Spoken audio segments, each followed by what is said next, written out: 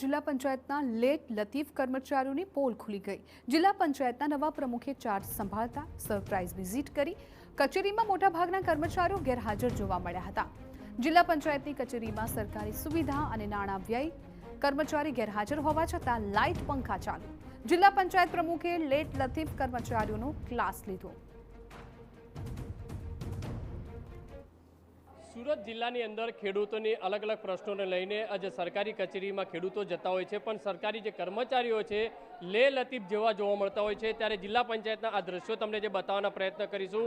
અત્યારે 11 વાગ્યાનો સમય આજે થઈ શક્યો છે અને ત્યારે કર્મચારીઓ છે હજુ પણ ઓફિસમાં આવ્યા નથી અને ત્યારે જિલ્લા પંચાયતના પ્રમુખ છે તે વિઝિટ કરવા માટે પહોંચ્યા છે। તેમની સાથે સીધી વાત કરીશું, કારણ કે તેમે પણ પ્રથમ વખત ચાર્જ મેળવ્યો છે અને જે રીતે અધિકારીઓના ક્લાસ લેવાનું શરૂ કર્યું છે। બ્રિજેશભાઈ, તમે વિઝિટ કરી છે, લાઇટ પંખા ચાલુ છે, કર્મચારી સમયસર પહોંચ્યા નથી। આજે ચાર્જ લેવાનો મારો પ્રથમ દિવસ છે। ચાર્જ લીધા પછી આજે મારા જિલ્લા પંચાયતનો પ્રથમ દિવસ છે અને મેં સિંચાઈ વિભાગની મુલાકાત લીધી છે। આપ જોઈ રહ્યા છો કે 2-3 કર્મચારી સિવાય કોઈ કર્મચારી હજુ આવ્યું નથી। તો જે પ્રમાણે એમની જે સમયસર આવવાની નિયમિતતા હોવી જોઈએ અહીંયા નથી। તો એના માટે અમે કડકમાં કડક સૂચના આપીશું અને શિસ્તનું પાલન થાય, સમયસર આવે અને કામની જવાબદારી ચોક્કસ। ગંભીર બેદરકારી કહી શકાય, કારણ કે આ આજનું નથી, ઘણા સમયથી ચાલતું છે। એટલે તમારા પહેલાના પ્રમુખ પણ આ રીતે લે લતીફ ચલાવતા હશે। એ જે પણ હોય, પરંતુ હવે અત્યાર પછી એમની જવાબદારી સમયસર આવે અને સમયસર નિભાવે એના માટેના ચોક્કસ પ્રયત્ન કરે। કાર્યવાહી થશે, કારણ કે આ શું લાગે છે તમારું આ પ્રમુખ તરીકેનું આ કર્મચારીઓ સાંભળશે ખરા? કાર્યવાહી કરવાનો કોઈ પ્રશ્ન નથી। એમને કડકમાં કડક સૂચના આપવામાં આવશે અને એમને સમયસર આવે એના માટેની તકોર કરવામાં આવશે। કહી શકાય કે આજે પદાધિકારીઓ અને અધિકારીઓ વચ્ચેનું કોઈ સંકલન નથી? નહીં, એવું નથી। આજે મારી એવી કોઈ ગણતરી જોડે હું નહીં આવ્યો હતો, પરંતુ આજે મારો પ્રથમ દિવસ છે અને મેં વિભાગની મુલાકાત લેવાનું જ્યારે નક્કી કર્યું તો અહીંયા આવ્યો ત્યારે ખબર પડી કે અધિકારીઓ લેટ આવ્યા। ભાઈ, જોઈ શકાય છે એક પણ આપણે તમને બતાવવાનો પ્રયત્ન એક પણ કર્મચારી કોઈ હાજર નથી, લાઇટ પંખા ચાલુ છે। કેટલી સરકારી જે સંપત્તિ કહી શકાય, સંપત્તિ ખર્ચ કેટલો વ્યર્થ થઈ રહ્યો છે, તમે શું માની રહ્યા છો? લાઇટ પંખાની જે તમે વાત કરો છો એ અહીં તમે જોઈ શકો છો।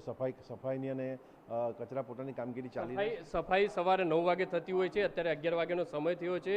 2 કલાક સુધી લાઇટો, પંખા, એસી, અધિકારીઓ જે ક્લાસ કહી શકાય એમની એસીઓ અત્યારથી ચાલુ થઈ છે।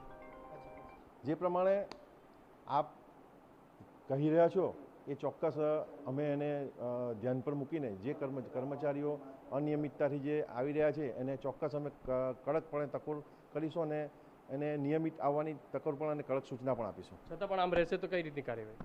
નહીં, કાર્યવાહી કરવાનો કોઈ પ્રશ્ન નથી। જે રીતે જોઈ શકાય છે કે જિલ્લા જે પ્રમુખ છે તે પણ પહોંચ્યા હતા। અલગ અલગ જે કચેરીઓ છે તમને બતાવવાના જે પ્રયત્ન કરીશું।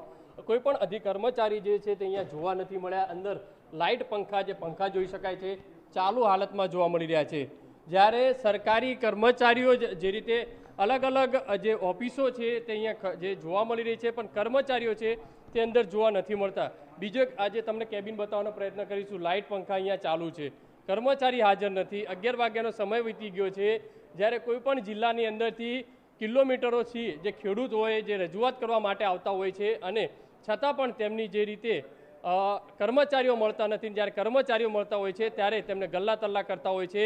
ત્યારે આવા કર્મચારીઓ સામે કઈ રીતે કાર્યવાહી થશે તે જોવું રહ્યું, કારણ કે અત્યારના જે પ્રમુખ છે તે વિઝિટ કરી છે તો એનો મતલબ એવું થયો કે અગાઉના પ્રમુખો આ રીતે લાલિયાવાડી ચલાવતા હતા। કેમેરામેન સંજય ચંદ્ર સાથે બલદેવ સુથાર, TV9 સુરત।